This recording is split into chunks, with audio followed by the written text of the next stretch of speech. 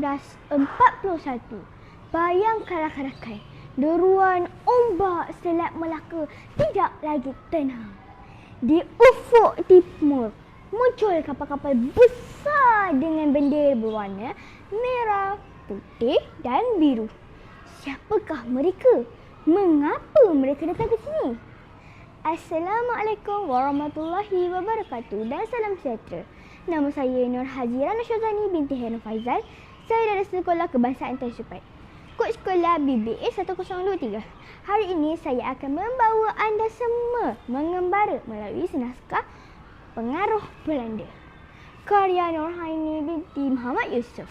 Sebuah buku setebal 33 muka surat yang akan merungkai rahsia kuasa besar Eropah di bumi Nusantara. Kisah kita bermula dalam bab pertama, apabila Belanda mula tiba di tanah Melayu. Mereka datang dengan satu tujuan utama, rempah ratus. Namun rakan-rakan, untuk menguasai perdagangan ini, mereka memerlukan sebuah pangkalan yang kuat. Oleh itu, dalam bab kedua, kita dapat melihat kebijaksanaan strategik mereka apabila Belanda menaklukkan Betawi atau Jakarta pada hari ini. Setelah Betawi kukuh, mata mereka mula beralih ke arah Melaka yang pada waktu itu masih di bawah cengkaman Portugis. Maka terjadilah peristiwa besar dalam bab ketiga. Dengan bantuan kerajaan Johor, Belanda menyerang Melaka. Perang yang dahsyat berlaku selama berbulan-bulan sehinggalah Melaka akhirnya jatuh ke tangan Belanda. Kemenangan ini bukan sekadar kemenangan perang, tetapi ia membuka pintu kepada kuasa ekonomi mereka. Kesannya rakan-rakan, dalam bab keempat, kita melihat bagaimana perjanjian perdagangan diperluaskan. Belanda tidak mahu berkongsi kekayaan ini dengan sesiapa. Ini membawa kita ke dalam bab kelima, iaitu sistem monopoli perdagangan.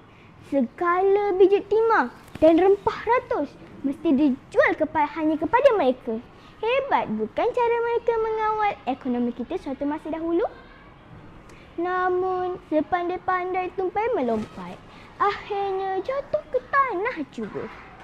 Kisah ini berakhir dalam bab ke-6 melalui perjanjian Inggeris dan Belanda. Perjanjian ini akhirnya membahagikan Nusantara dan menjadi titik tolak berakhirnya pengaruh Belanda. Lalu bermulanya pula era baru di bawah pengaruh Inggeris. Rakan-rakan, apa yang saya suka tentang buku ini? Saya suka buku ini kerana kesinambungan ceritanya. Ia tidak berterabur. Dari ketibaan, peperangan hinggalah ke perjanjian. Semuanya diserapi dalam 33 muka surat yang penuh dengan ilustrasi menarik. Ia benar-benar memupuk semangat patriotisme dalam diri saya supaya lebih menghargai kedaulatan negara. Fakta tambahan, Belanda merupakan negara kedua yang mempunyai perniagaan yang besar di Asia Tenggara. Sebagai penutup, marilah kita mencontohi kebijaksanaan nenek moyang kita dan sentiasa waspada dengan pengaruh luar. Ingatlah, sejarah adalah guru terbaik bagi kita semua. Bunga raya, bunga kebangsaan, merah warnanya cantik sekali. Sejarah negara jadi warisan, semoga kekal di sanubari. Sekian, terima kasih.